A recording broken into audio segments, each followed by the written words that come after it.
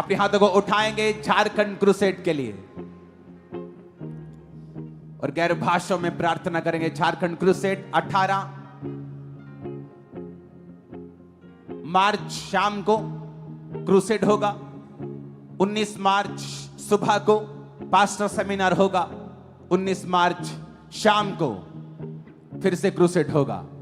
अपने हाथों को उठाओ, गैर भाषाओं में प्रार्थना करेंगे, छुएंगे उस जगह को, साउंड को, सब चीजों को, सब टीमों को, सब लोगों को, सरकारों को, आसपास के लोगों को छुएंगे। अपने हाथों को उठाकर प्रार्थना करेंगे।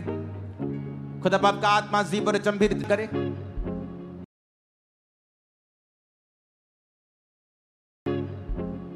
लंगड़े चले, अंधे देखे, कोड़ी शुद्ध हो।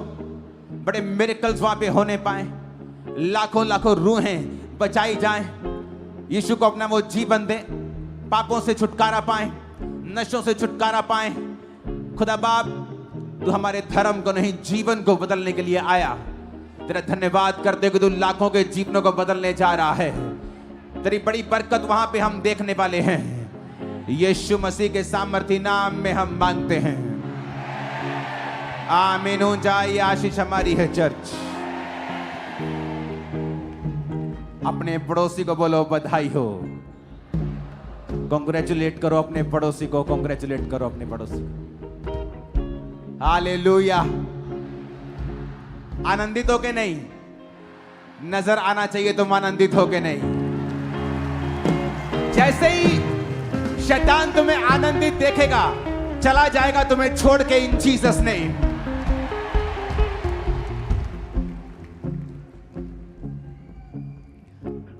प्रेयर हाउस के लिए आपको फिर से लाखों लाख बार बधाई हो। उसका काम शुरू हो गया है। वेरी सून आप वहां पे, जिस तरह हम प्रार्थना करते हैं 24 घंटे वाली, कामरा चर्च मेंबर्स, पार्टनर्स, आप सब वहां होंगे वेरी सून। संडे को मैंने एक वचन दिया था कि चाहे इजरायलियों को परमेश्वर ने छुड़ाया बड़ा हाथ देके, उसने राजाओं को शर्मिंदा किया, राजाओं को ठट्ठों में उड़ाया,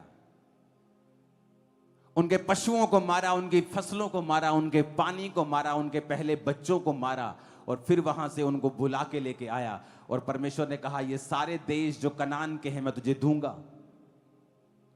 जब वो उन देशों को लेने के लिए जा रहे थे तो रास्ते में अमालेकी आकर उनसे लड़ने लगे। और वचन कहता है कि मूसा जब प्रार्थना करने लगा और उसने कहा, यहोशू तू जा अपने अनुचरों समेत लड़ और मैं प्रार्थना करूंगा। बाइबल कहती जब मूसा के हाथ ऊपर रहते थे तो इजराइल जीतता था, जब मूसा थक जाता था, हाथ नीचे आते थे, तो इजराइल हारने लगता था। वो इजराइल जो परमेश्वर ने बड़ी हाथ देकर छुड़ाया था, जिनके ऊपर भविष्यवाणियां थी, वो हारने लगता था। तो हूर और हारून ने पत्थर पर मूसा को बिठाकर एक एक बाजू पकड़ ली और हाथों को उठा दिया। और वचन कहता है शाम तक उसके हाथ उठे रहे और यहोशू ने सबको हरा दिया। आप परमेश्वर के लिए बुलाहट पाए हुए लोग हैं। परमेश्वर ने भी आपको मिस्र से, आपके पुराने जीवन से बुलाया है। अपना लहू मोल दे के उसने आपको खरीदा है। उसने आपको हील किया, किसी को डिलीवर किया, किसी को बड़ी बड़ी मुसीबतों से आजाद किया। इसका मतलब यह नहीं है कि अब आप फिर भी जंग जीत जाएंगे जब तक आपके हाथ प्रार्थना में ऊपर नहीं रहेंगे। तो यह सबूत था कि चाहे बुलाहट उनके ऊपर है, भविष्यवाणियां उनके ऊपर हैं, सामने वो देश भी हैं, लेकिन फिर भी वो हारने लगे जब प्रार्थना का जीवन खत्म हो गया। परमेश्वर ने मेरे दिल में यह बात एक इस तरह से गहराई से पिछले दिनों में डाल दी थी कि मुझे और कोई काम नहीं करना है। जो प्रेरितों के काम में प्रेरित करते थे, प्रार्थना, वचन की सेवकाई करनी है। और मुझे इस बात पे आज अचीवमेंट फील होती है जब मैंने लाखों लोगों को रोज प्रेयर माउंटेन की प्रेयर्स में लगा दिया है। मैं नहीं जानता आप में से कितने लोग अटेंड करते हैं, कितने करते हैं अटेंड प्रेयर माउंटेन डेली। अभी भी आई थिंक कुछ हाथ हैं अभी भी जो नहीं करते हैं। एवरी डे मेरे बच्चे 7:55 पे रूम में आ जाते हैं, चलो चलो चलो टाइम हो गया, अब हम 5 मिनट भी लेट नहीं होते, क्योंकि परमेश्वर ने कहा था उस समय को अलग कर देना। क्योंकि जिस दिन चर्च की, जिस दिन कलीसिया की प्रेयर लाइफ की ड्राइनेस खत्म हो गई, जिस दिन आपका वो सूखापन प्रार्थना का खत्म हो गया, क्योंकि अगर आप रियलाइज करेंगे तो आप नोटिस करेंगे, अगर आप डायरी लगाएंगे आप नोटिस करेंगे, शैतान आपके प्रार्थना के जीवन से लड़ता है, फाइट करता है वो आपसे कि आप प्रेयर में ना बैठ सकें। और आप नोटिस करेंगे एक दिन आपका टीवी बहाना है, एक दिन कहीं जाना था, एक दिन कुछ और हो गया, एक दिन मन नहीं किया, आप प्रैक्टिकली नोटिस करेंगे कि आपकी प्रेयर लाइफ बिल्कुल ड्राई है, बिल्कुल सूखी हुई है। बहुत से लोगों की अबव 50, अबव 70, अबव 80, अबव 90% लोगों की। वो अच्छे क्रिश्चियन हैं। क्या इजरायली अच्छे नहीं थे? यहोशू जो मूसा का अगला लीडर था वो वहां पे लड़ रहा था, और वचन कहता वो हारने लगे। हारने लगे मतलब मरने लगे, उनको चोट लगने लगी, वो हारने लगे, तलवारें बजने लगी, उनके ब्लड बहने लगा। वो लोग जो परमेश्वर के मास्टर प्लान के अंदर हैं वो भी हारने लगे जब प्रार्थना नहीं थी। Very serious issue. जब आपकी प्रेयर लाइफ ड्राई होती है, सूखी होती है, तब परमेश्वर के सारे प्लान हवा में लटके रहते हैं। तो परमेश्वर ने मुझसे कहा था कि इस चीज को बड़े ही सख्ताई के साथ हैंडल करना है। सिर्फ सरमन नहीं देना है कि प्रार्थना कीजिए, अब लोगों को लगा देना है प्रार्थना के ऊपर। और मैं आपको बता रहा हूं, इतना बड़ा बदलाव जो आपने क्रिश्चियनिटी में अपनी लाइफ में कभी नहीं देखा होगा, प्रार्थना पहाड़ के प्रेयर के बाद आप देखोगे।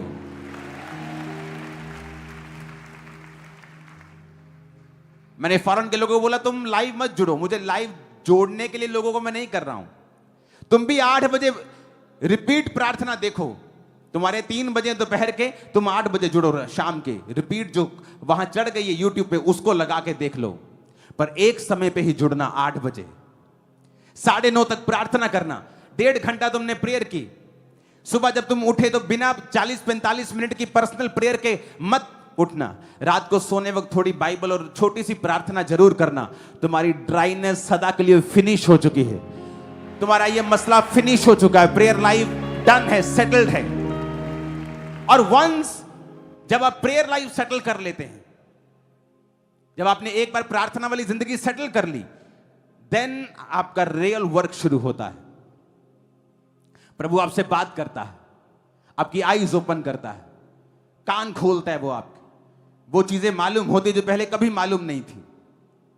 सडनली आपको रियलाइज होता है, बड़ी सारी चीजें आपकी आंखों के सामने आती हैं जस्ट प्रेयर करने से। Hallelujah, hallelujah. अपने पड़ोसी को बोलो प्रार्थना कर, आमीन। और इमेजिन करो हम लाखों लोग, एक एक टीवी सेट के सामने 50-50 लोग भी हैं, 40-40 लोग भी हैं, 20-20 भी हैं, 10-10 भी हैं, लाखों लोग एक ही समय के ऊपर हम प्रेयर्स कर रहे हैं। इमेजिन करो लाइफ कहां जाएगी आपकी। इमेजिन, आप सोच भी नहीं सकते, मैं आपको बता रहा हूं। हालेलुया।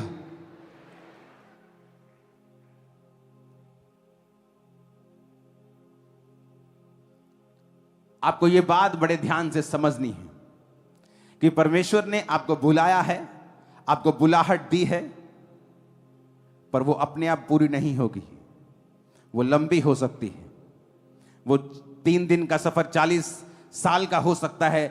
इजराइलियों का सफर इतना नहीं था जितना उन्होंने कर दिया, क्योंकि परमेश्वर ये चाहता है हम उसकी आत्मिक चीजों को समझें।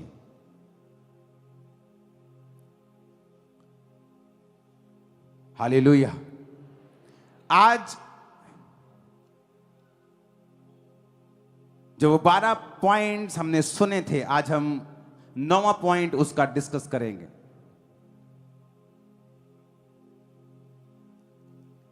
क्या चीज है जो हमारी स्पिरिचुअल कैपेसिटी को बढ़ाती है?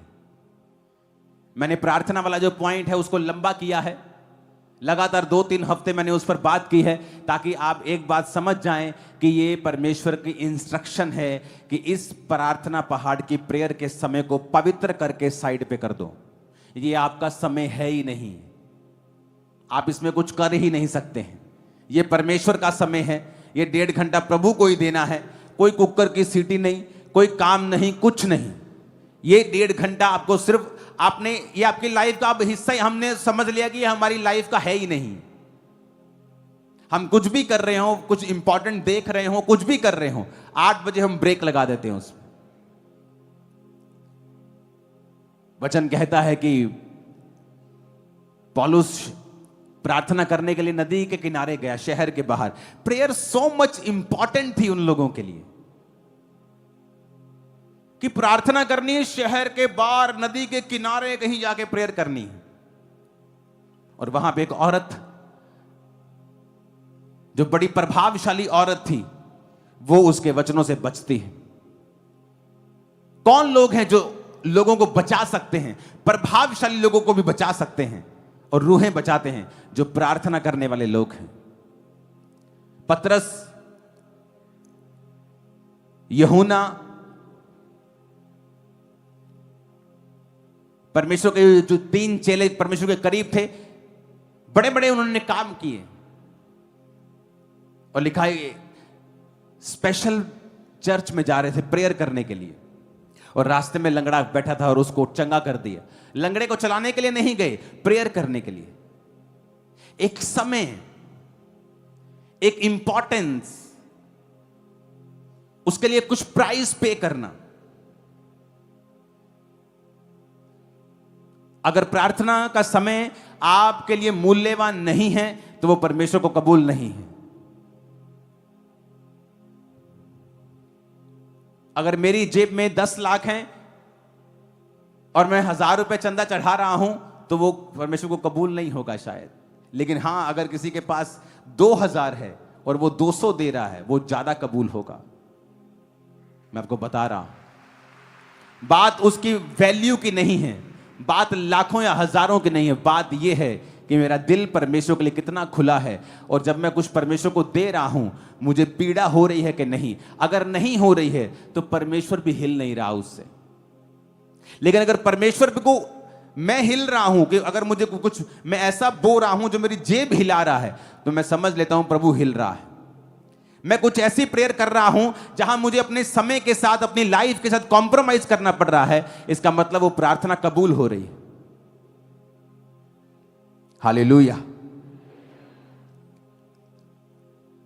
आज जिस पॉइंट के ऊपर हम बात करेंगे वो भी बहुत इंपॉर्टेंट है। तो पहली बात, आप ये बात समझ लें कि आपका टाइम 8 से 9:30 का प्रार्थना का आपका अपना नहीं है, वो खुदा का समय है। उसे पवित्र करके साइड पे कर दो। अब उस समय सिर्फ प्रार्थना करते हुए नजर आने चाहिए सभी लोग। 9वां पॉइंट जो हमारी स्पिरिचुअल कैपेसिटी को बढ़ाता है वो है डर की आत्मा के अनुसार ना चलना।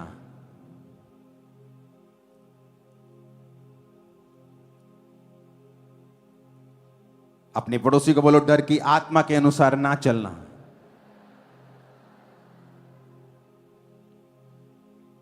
वचन कहता है कि नेहेम्याह जब शहरपना को बना रहा था तो लोग उसका विरोध कर रहे थे।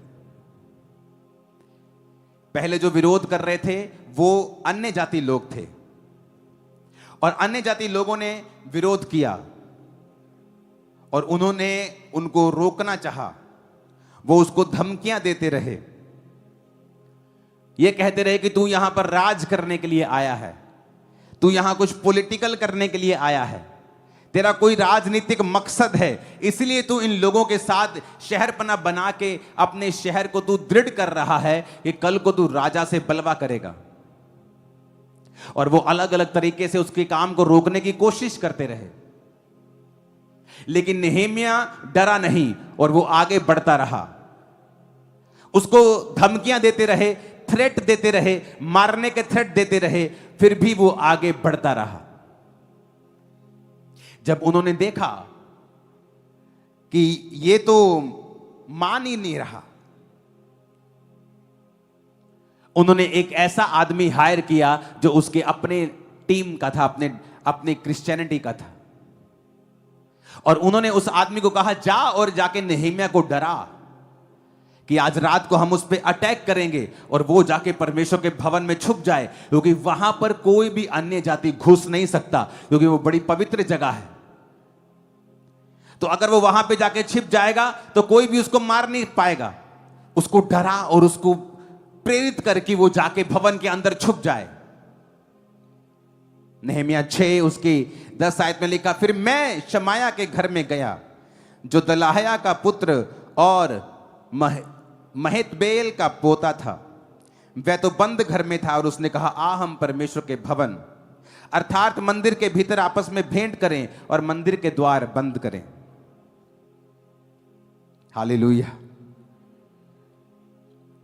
क्योंकि वे लोग तुझे घात करने आएंगे और रात को ही वे तुझे घात करने आएंगे। परंतु मैंने कहा, नेहेमिया ने कहा, क्या मुझ जैसा मनुष्य भागे? और मुझ जैसा कौन है जो अपने प्राण बचाने को मंदिर में घुसे? मैं नहीं जाने का। नेहेमिया ने कहा, फिर मैंने जान लिया कि वह परमेश्वर का भेजा नहीं है, परंतु उसने हर बात यहोवा का वचन कहकर मेरी हानि के लिए कही है, क्योंकि तोबिया और संबलत ने उसे रुपया दे रखा था। उन्होंने इस कारण रुपया दे रखा था कि मैं डर जाऊं और वैसा ही काम करके पापी ठहरूं और उनको दोष लगाने का अवसर मिले और वो मेरी नाम धराई कर सके। नेहेमिया परमेश्वर के वचन को जानता था, क्योंकि मूसा ने जब परमेश्वर से व्यवस्था ली थी तो गिनती की पुस्तक उसकी 18 और उसकी 7 में लिखा है, आप अपनी स्क्रीन पे उसे पढ़ सकते हैं। गिनती 18 उसकी 7 आयत, थोड़ा जल्दी निकालें प्लीज। पर वेदी की और बीच वाले पर्दे के भीतर की बातों की सेवा के लिए तू और तेरा पुत्र अपने याजक पद की रक्षा करना, तुम ही सेवा किया करना, क्योंकि मैंने तुम्हें याजक पद की सेवा को दान किया है। और जो तेरे कुल का ना हो, यदि वह समीप आए तो मार डाला जाए। परमेश्वर ने मूसा को वचन दिया था, हारून और उसके बच्चे ही इस जगह पे आए और कोई अगर आए तो वो मार डाला जाए। और इमेजिन करो, वो क्रिश्चियन व्यक्ति आता है और उसे डराने की कोशिश करता है कि आज रात वो तुझ पे अटैक करेंगे, आज वो हथियारों के साथ आ रहे हैं। भाई साहब, ये बात कंफर्म है, पक्की बात, मैं तुझे पक्की न्यूज दे रहा हूं, तुझे भागना पड़ेगा, नहीं तो तू आज रात तू मर जाएगा। मैं तुझको एक तरीका बताता हूं, जा और परमेश्वर के भवन के अंदर जाके छुप जा। वहां पर कोई अन्य जाति नहीं आ सकता, क्योंकि वो उसको पवित्र समझते हैं और वो किसी के धार्मिक स्थान में घुसने की गलती नहीं करेंगे और तू बच जाएगा। और वचन कहता है, नेहेमिया परमेश्वर के वचन को जानता था। वो जानता था कि ये व्यक्ति गलत कह रहा है। अगर ये परमेश्वर का भेजा हुआ होता तो मुझे परमेश्वर के वचन को तोड़ने के लिए कभी ना कहता। आपको कोई सलाह देता है, आपका भाई, आपकी बहन, आपकी मां, आपका बाप, आपकी पत्नी, आपका पति, आपके बच्चे, ये कह के कि हम तुझसे प्यार करते हैं, और वहां पर अगर वचन टूट रहा है, वो शैतान की चाल है।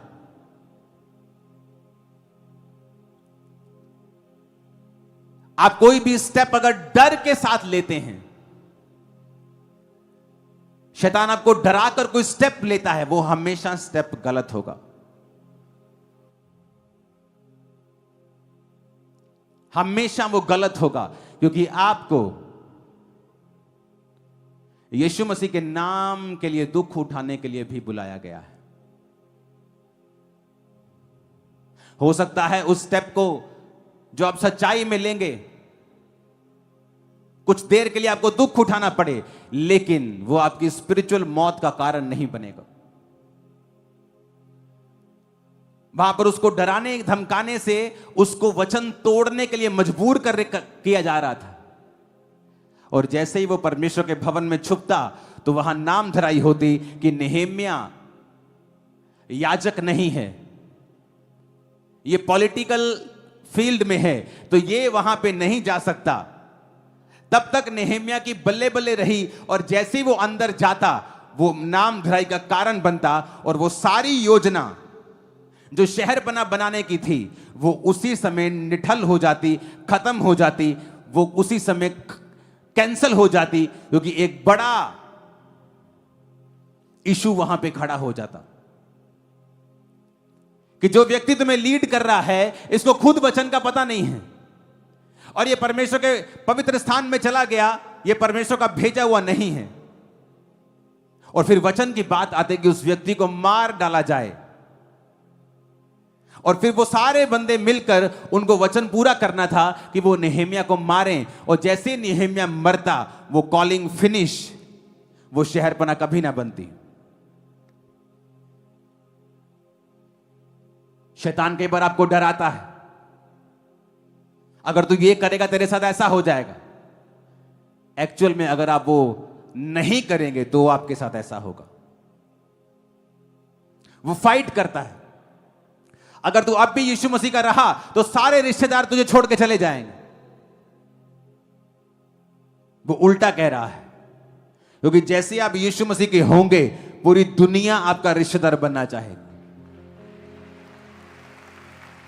वो झूठ कह रहा है कि अगर तू यीशु मसीह में रुका तेरा कैरियर खत्म, तेरा फाइनेंस खत्म, क्योंकि परमेश्वर एक ऐसा कैरियर, एक ऐसा फाइनेंस तुम्हारे लिए रख के बैठा है जो उससे कहीं अधिक बड़े लेवल का है।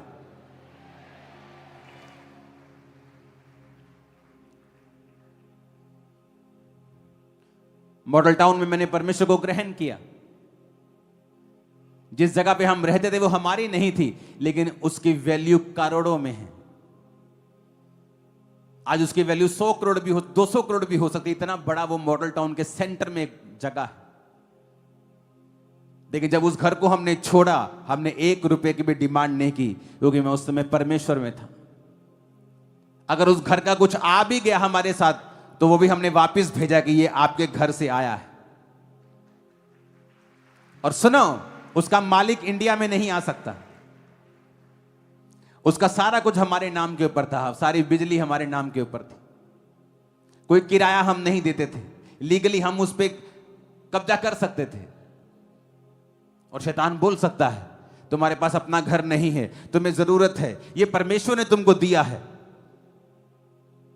अगर मैं उस पर कब्जा कर लेता, कितने मिलते? 2, 4, 5, 7 करोड़ मिल जाते, लेकिन मैं यहां कभी ना होता। शैतान आपसे आपको जो देना चाहता है उससे कहीं अधिक गुना परमेश्वर आपको देना चाहता है। और वो ये चाहता है कि शैतान की बात आप ना सुने। कहता मेरे जैसा मनुष्य डरे, मेरे जैसा मनुष्य भागे। अगर आपके अंदर परमेश्वर की अणख नहीं है, आप परमेश्वर के लिए अगर आप साहसी नहीं हैं, प्राउडी नहीं है खुदा के लिए, आप अपनी बुलाहट को पूरा नहीं कर पाएंगे। इसलिए परमेश्वर ने कहा उसने तुम्हें डर का आत्मा नहीं दिया, संयम का, प्रेम का,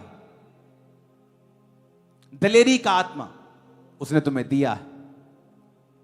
पवित्र आत्मा जो तुम्हें दिया गया है उसने अपने प्रेम को उसके जरिए तुम्हारे हृदय में डाला है।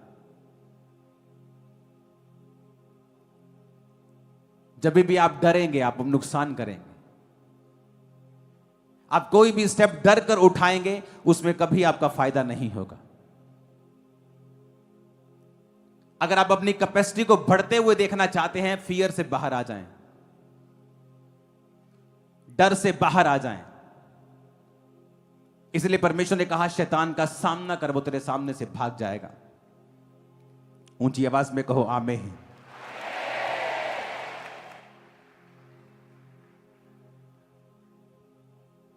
जब गोलियत सामने आया दाऊद के, तो दाऊद ने जब 5 पत्थर लिए तो वचन कहता है कि गोलियत उसकी ओर आया और दाऊद उसकी ओर भागा गोफन चला के।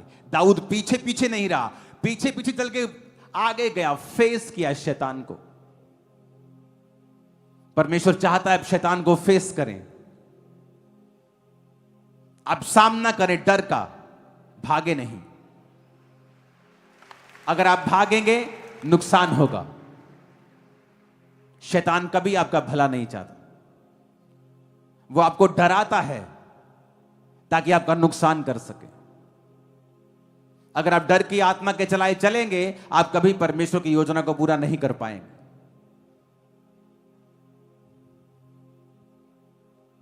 इसलिए परमेश्वर ने एक वचन कहा है, कहता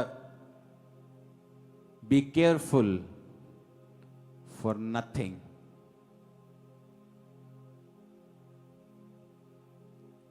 बी केयरफुल कहता फॉर नथिंग, कहता किसी बात की चिंता मत कर।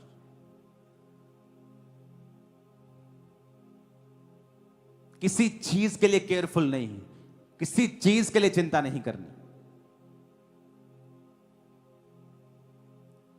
और वचन कहता है उसने ऐसा ही किया। उसने कहा जो लोग मुझे मारने के लिए आ रहे हैं देख लेंगे, कोई और हल निकाल लेंगे, परमेश्वर मुझे बचाएगा, लेकिन मैं ऐसा नहीं करूंगा जो वचन के खिलाफ है। आप चाहते हैं परमेश्वर आपकी लाइफ में काम करे, आपको डर की स्पिरिट से बाहर आना पड़ेगा। आपको डर की आत्मा को छोड़ना पड़ेगा। आपको दिलेरी के वचन पहनकर, वो वस्त्र पहनकर आपको चलना पड़ेगा। नहीं तो शैतान उस डर का इस्तेमाल करेगा आपकी लाइफ में और आपको बंधुआ बना देगा। आप अपने आप को बंधा हुआ पाएंगे। आप नोटिस करेंगे आप बंधे हुए हैं, आप वो नहीं कर पा रहे हैं जो आप करना चाहते हैं, और परमेश्वर भी वो नहीं कर पाएगा जो वो करना चाहता है। आज मेरी प्रार्थना है कि डर का आत्मा आप और आपके परिवारों को छोड़ के सदा के लिए जाए। आमीन, आमीन। कोई स्टेप डर से ना लें। आपके सामने कोई मुसीबत है, प्रभु से मांगे, अगुवाई मांगे, फास्टिंग करें, प्रार्थना करें, प्रभु के सामने गिड़गिड़ाएं, लेकिन बैक स्टेप कभी ना लें। क्योंकि वचन में एक ही बात लिखी है, शैतान का सामना कर वो सामने से भागेगा। बस कहता ना ही सामना करेगा वो नहीं भागेगा। अगर आप शैतान का सामना नहीं करेंगे वो नहीं भागेगा। हालेलुया। अपने पड़ोसी को बोलो शैतान का सामना कर। फिर से बोलो अपने पड़ोसी को शैतान का सामना कर। फिर से बोलो अपने पड़ोसी को शैतान का सामना कर, और कहो वो सामने से भाग जाएगा। फिर से कहो शैतान का सामना कर। बोलो अपने पड़ोसी को शैतान का सामना कर, वो तेरे सामने से भाग जाएगा। आमीन। आप प्रभु का काम कर रहे हैं, शैतान आपको डराने की कोशिश करेगा। और अगर आप खड़े रहे, ये बात नोटिस कर लेना, बाइबल्स पे लिख लो, शर्मिंदा होगा तुम्हारा दुश्मन और शैतान दोनों, और वो कुछ नहीं कर पाएंगे। परमेश्वर चैलेंज करेगा कई बार तुम्हारे फेथ को, तुम्हारा विश्वास चुनौती पाएगा कई बार। अब्राहम का विश्वास चुनौती को पाया, कहा अब कहां होगा, अब मेरा मरा हुआ सा शरीर, सारा का मरा हुआ सा गर्भ, लेकिन पीछे जाना कोई हल नहीं है। लिखा जो अपना हाथ हल पर रखकर पीछे देखेगा वो मेरे योग्य नहीं। आपको आगे आना होगा, आगे बढ़ना होगा, और शैतान के डराए रुकना नहीं होगा। बहुत से लोग मैंने ऐसे देखे हैं जो शैतान के डराए डरे, अगर तू चर्च में गया तेनू देख लांगे, तुझे बताएंगे अगर तू चर्च में गया तेरे तेन दिन दसांगे, तेरा पानी बंद कर देंगे, तेरा हुक्का बंद कर देंगे। ऐसे लोगों की हालत देखो जाके 5 साल बाद क्या है, जिन्होंने उन लोगों की बातों को सुना है। और फिर उन लोगों को देखो जिन्होंने उनकी बात को नहीं सुना है, और उनकी हालत क्या है। आपको फर्क नजर आएगा। एक वीडियो में आपको दिखाना चाहता हूं। आज या संडे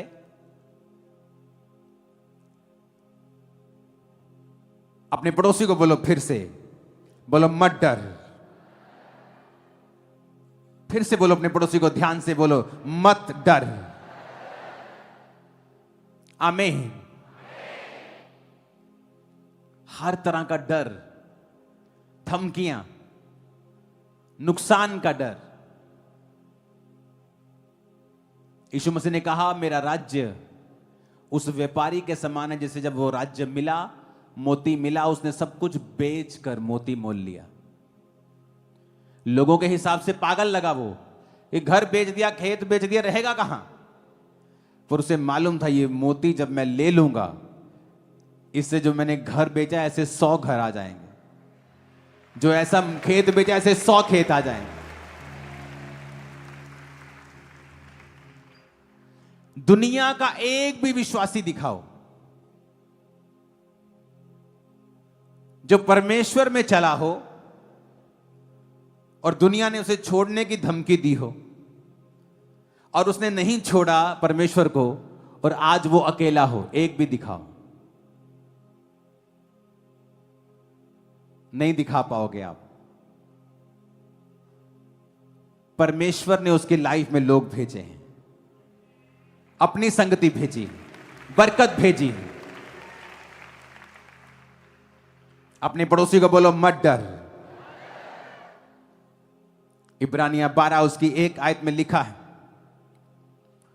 कि जिस दौड़ में तुझे दौड़ना है, इस कारण जब गवाहों का ऐसा बड़ा बादल हमको घेरे हुए है, तो आओ हर एक रोकने वाली वस्तु और उलझाने वाले पाप को दूर करके जिसमें हमें दौड़ना है, उस दौड़ को धीरज से दौड़ें। क्रिश्चियनिटी में अगर आपको अपनी कैपेसिटी को बड़ा करना है तो आपको दौड़ना भी पड़ेगा और धीरज भी रखना पड़ेगा। कुछ लोग सोचते हैं क्रिश्चियनिटी का मतलब है अब स्लो हो गए लाइफ में, कुछ नहीं करना। ऐसा नहीं लिखा। उसने कहा दौड़ना है, पर धीरज से दौड़ना है और लंबा दौड़ना है। अगर आप शॉर्ट टाइम बेनिफिट चाहते हैं तो क्रिश्चियनिटी आप लोगों के लिए नहीं है, क्योंकि परमेश्वर ने जब आपको बुलाया, उसने आपके लिए एक योजना रखी है, आपके परिवारों के लिए, वंशों के लिए, जनरेशंस के लिए। उसने वो प्लानिंग्स आप लोगों के लिए रखी हैं। लेकिन अगर आप शॉर्ट टाइम के लिए, आपको जल्दी है, तो फिर वो योजनाएं आप लोगों के लिए नहीं है। बिना डर के, और 10वां पॉइंट है एंड्योरेंस के साथ, धीरज के साथ। आत्मा का एक फल है लॉन्ग सफरिंग, एक फल है संयम। किसी ने आपको थप्पड़ मारा, ठा, आपने संयम रखा, कुछ नहीं कहा। फिर उसने एक बार फिर मारा, फिर तीसरा, फिर चौथा, उसे कहते हैं लॉन्ग सफरिंग। कि आपने परमेश्वर के लिए सफर किया है, सहा है, दुखों को सहा है, सतावों को सहा है। कहता दौड़ना भी है, प्रेयर भी करनी है, फास्टिंग भी करनी है, पर कहता धीरज के साथ दौड़ना है। अपने पड़ोसी को बोलो क्रिश्चियनिटी में तुम्हें दौड़ना है, लेकिन धीरज के साथ। आमीन। क्योंकि परमेश्वर एक गहरी, एक साफ सुथरी और एक अच्छी सहभागिता चाहता है आप लोगों के साथ। और वो चाहता है कि आप उसके साथ सहभागिता रखें और रोज उसके संग चलें। आप रोज कैसे चल पाएंगे? क्योंकि रोज मौसम एक सा नहीं होगा। किसी दिन सुख आएगा, किसी दिन दुख होगा, किसी दिन मौसम अच्छा होगा, किसी दिन चंगा होगा, किसी दिन बीमारी होगी, किसी दिन मन की मर्जी पूरी होगी, किसी दिन मन की मर्जी पूरी नहीं होगी। पर अगर तुम धीरज के साथ दौड़ोगे और परमेश्वर के साथ सहभागिता रखोगे, तुम फिर दौड़ते रहोगे। मैंने सेवकाई में बहुत से लोगों को देखा है, वो दौड़े पर धीरज से नहीं। यूथ को देखा है, सेवकाई शुरू की, खत्म, कुछ सालों में फिनिश। फेसबुक पे कोई सेवकाई शुरू की, कुछ सालों में फिनिश। कोई दर्शन शुरू किया, कुछ सालों में फिनिश। क्योंकि शुरू करना आसान है, खत्म करना नहीं। इंड्योरेंस चाहिए आपको, धीरज चाहिए उस दौड़ में दौड़ते रहने के लिए। और इसलिए परमेश्वर की मास्टर प्लानिंग को, उसकी बुलाहट को बहुत कम लोग हैं जो पूरा कर पाते हैं। क्योंकि दौड़ते सब हैं, लेकिन धीरज के साथ बहुत कम लोग हैं जो दौड़ते हैं। आप धीरज के साथ दौड़ेंगे तो ही जीतेंगे। आपको जल्दी है, वो मुझे हीलिंग चाहिए, ये वाला काम प्रभु क्यों नहीं कर रहा? निराश हो गए, आप चर्च नहीं आए, आप धीरज के साथ नहीं दौड़ रहे हैं। आपको यह समझ रखनी है कि परमेश्वर हर एक समय को आपकी लाइफ में लेके आएगा, हर आशीष को लेके आएगा, लेकिन अपनी टाइमिंग से। उस टाइमिंग का इंतजार करना और धीरज से दौड़ना और पाप से दूर रहना आपकी कैपेसिटी को बढ़ाएगा। Congratulation church. आमीन, आमीन। अपने पड़ोसी को बोलो, धीरज से दौड़। उलझाने वाले पाप, रोकने वाली वस्तु को साइड पे करके धीरज से दौड़। आमीन। अपने पड़ोसी को बोलो, डर से दूर रहे, मत डर, क्योंकि परमेश्वर तेरे साथ है। आमीन। अगर आप चाहते हो प्रभु आपकी लाइफ में काम करे, आपके कोई भी स्टेप डर से नहीं होने चाहिए। जहां शैतान आपको डराएगा, समझो वही स्टैंड लेने का टाइम है और वही गवाही का समय है। अगर दाऊद गोलियत को पीछे चल चल के मारता, छुप छुप के मारता, कि अगर बाय द वे नहीं लगा तो मैं इधर से निकल जाऊंगा, मैं इसको भाग भाग के थोड़ा थकाता हूं, पर लिखा वो सामने से गया और सामने से जाके वो इधर आ रहा है और ये इधर आ रहा है और ये उसकी ओर जा रहा है। एक पत्थर। शैतान जब आपको डराए तो स्टेप लेना, क्योंकि वही आपकी टेस्टिमनी बनेगा, वही सेम चीज। कैसे बना वो राजा? आत्मा में तो राजा बन गया वो दाऊद, लोगों में एक्सेप्टेबल कैसे होता? और जब उसने गोलियत को मारा, लोगों ने कहा शाऊल ने हजारों को और दाऊद ने लाखों को मारा। मेरी बात समझ रहे कि नहीं?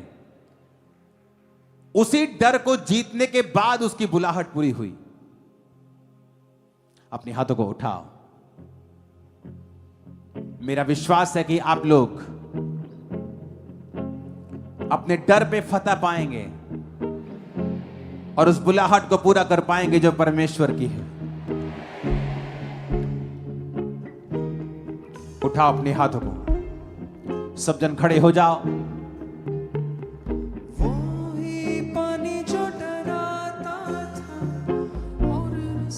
अपने हाथों को हिलाओ,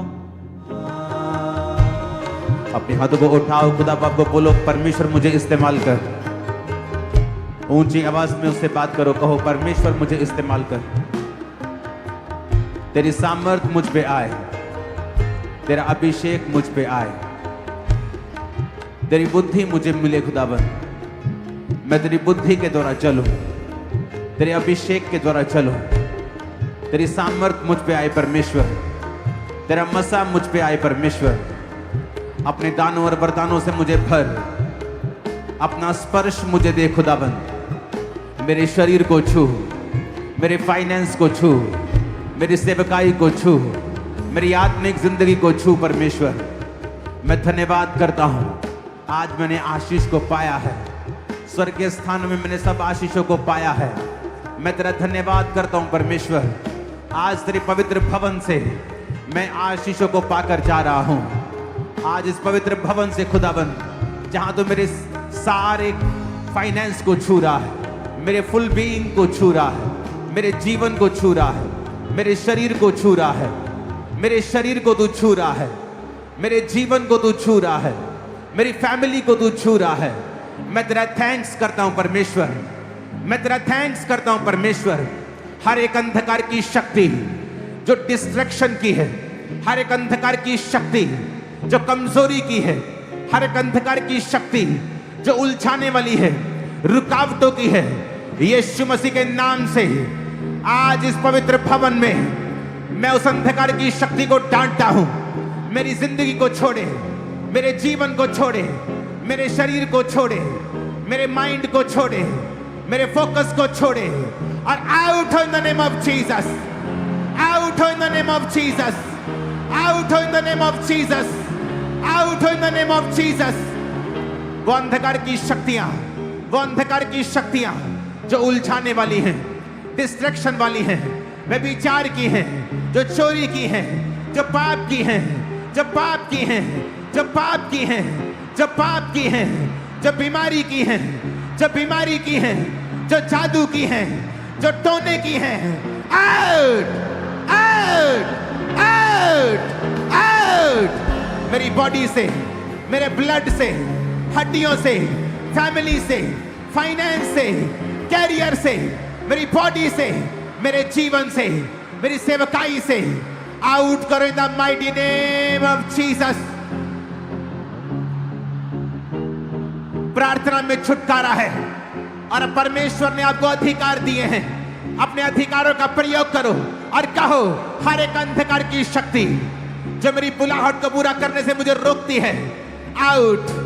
होली गोस्ट, होली गोस्ट, शैतान catch fire, catch fire, catch fire, catch fire, catch fire, catch fire.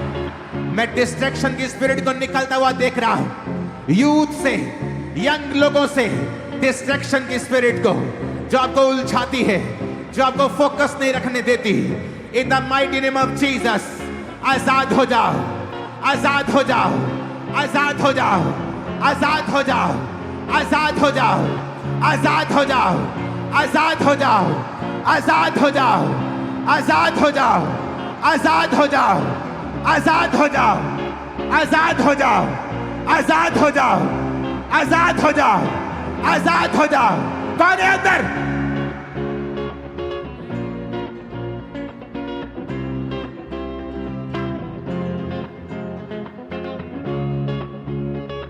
यीशु मसीह के नाम में होली गोस्ट अपनी बॉडी पे हाथ रखो, रिसीव करो होली गोस्ट। जो ऑयल आपके हाथों में है उसे निकालो, अपने माथे पे लगाओ, अपने जीवन पे लगाओ, अपने कानों पे लगाओ। इन द नेम ऑफ जीसस आपके कान अनॉइंट हो गुड न्यूज को सुनने के लिए। इन the name of Jesus Christ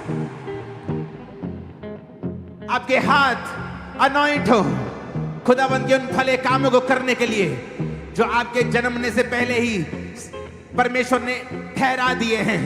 आपके हाथ आज से वो काम करने पाए, अनॉइंट हो जाए यीशु मसीह के सामर्थी नाम में। आपके पांव अनॉइंट हो और आज से यीशु मसीह के नाम में ये व्यभिचार की ओर नहीं, ये गंदगी की ओर नहीं, ये खुदा के कामों की ओर जाने पाए। इन the mighty name of Jesus Christ. जो पास्टर्स यहां मौजूद हैं, अनॉइंट करो अपने हाथों को, अपने सिर को। इन द नेम ऑफ जीसस मैं अनॉइंटिंग को रिलीज करता हूं राइट नाउ। क्रूसेड करने की, मीटिंग्स करने की, बड़ी सभाएं करने की, अनॉइंटिंग को रिसीव करो in the name of Jesus. Receive in Jesus name, receive, receive, receive, receive, receive in the mighty name of Jesus. Heart condition heal हो रही है, स्किन कंडीशन हील हो रही है, हार्ट कंडीशन हील हो रही है, आइज कंडीशंस हील हो रही हैं। अंधे और गूंगेपन की आत्मा आपकी बॉडी को छोड़ के जाए right now in the name of Jesus. In Jesus name. आज एक बड़ी कमाल की टेस्टिमनी जिसे मैं नहीं चाहता कि हम उसे दें पुलपिट से। चर्च में एक लड़का आता था और उसे जब वचन मालूम होना शुरू हुआ और उसने फास्टिंग करनी शुरू की, प्रार्थना करनी शुरू की और वो डे नाइट की फास्टिंग में जाना शुरू हो गया। और एक दिन जस्ट उसके मन में ये ख्याल आया कि अमेरिका में एक मैच हो रहा है, मैं वहां पे वीजा अप्लाई करता हूं और उसके पास कुछ नहीं है, बिल्कुल आम घर का लड़का। और जब उसने वीजा अप्लाई किया 50,000 में उसका अमेरिका का वीजा डन हुआ।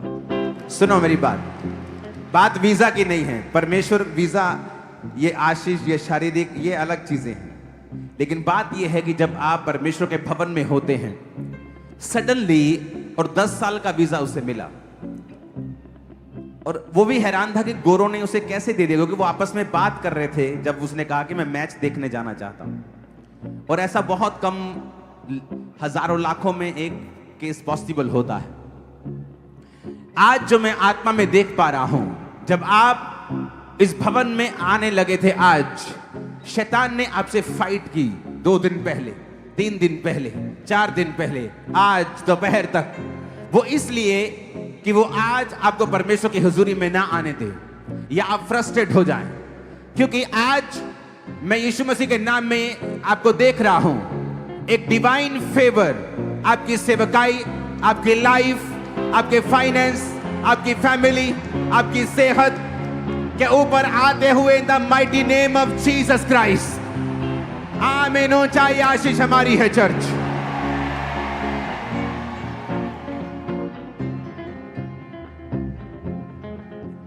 क्योंकि वो फेवर ये नॉर्मल फेवर नहीं है, क्योंकि आप परमेश्वर की हुजूरी में हैं। अपने दोनों हाथों को उठा लो। दोनों हाथों को उठाने का मतलब समर्पण करना। आप समर्पित करते हैं सब कुछ और खुदा की मर्जी के ऊपर छोड़ते हैं। इन जीसस ने आज के बाद आप जिस दिशा में जाएं, खुदा का एक डिवाइन फेवर, एक बिना जो एक्सप्लेन ना किया जा सकेगा, वो फेवर आपका और आपके परिवार का हिस्सा रहे यीशु मसीह के सामर्थी नाम में। और वो सारी चीजें जो आपको ट्रबल देती हैं, चिंता देती हैं, दुख देती हैं, वो बीमारी हो सकती है, वो गरीबी हो सकती है, वो कर्जा हो सकता है, मेंटल इश्यू हो सकता है, आज यीशु मसीह के सामर्थी नाम में वो सारे इश्यूज सॉल्व हो परमेश्वर की हुजूरी में, इसी भवन में आज वो सॉल्व हो और आप एक टेस्टिमनी के साथ वापस आने पाए प्रभु यीशु मसीह के सामर्थी नाम में।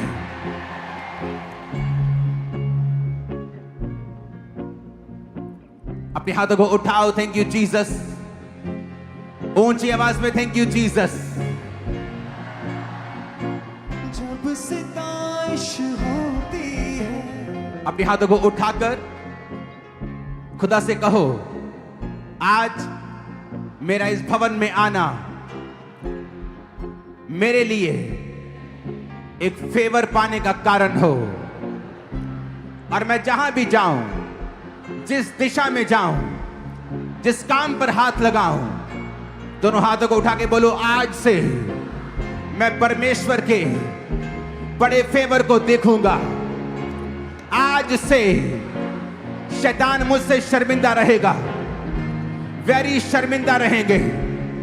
मैं जिस दिशा में जाऊंगा परमेश्वर के फेवर को देखूंगा। मैं चलूंगा तो सामर्थ चलेगी, मैं देखूंगा तो सामर्थ देखेगी, मैं गाऊंगा तो सामर्थ गाएगी। आज से बोलो, आज से मेरा चमकने का समय आ चुका है। प्रकाशमान हो, मैं अपने आप को बोलता हूं, बोलो प्रकाशमान हो, तेरा प्रकाश आ गया है। कामराजर, तुम्हारा प्रकाश आ गया है। यहोवा का तेज तुम पर उदय हुआ है। मैं यीशु मसीह के नाम में तुम्हारी लाइफ को एक नए फाइनेंशियल लेवल के लिए अनॉइंट करता हूं। तुम खुदा के लिए बड़े काम करने वाले हो। जो पास्टर्स यहां मौजूद हैं, मैं यीशु मसीह के नाम में एक नई जगह को लेने के लिए तुम्हें अनॉइंट करता हूं, ब्लेस करता हूं इन जीसस नेम। जो पास्टर्स अभी तक अपनी जगहों में नहीं हैं, इन जीसस नेम मैं एक नई जमीन के साथ तुम्हें आशीषित घोषित करता हूं इन द नेम ऑफ जीसस। जो बीमार हैं, वो बीमारी तुम्हें लगता है बड़ी लंबी चलेगी, उसकी सर्जरी होगी।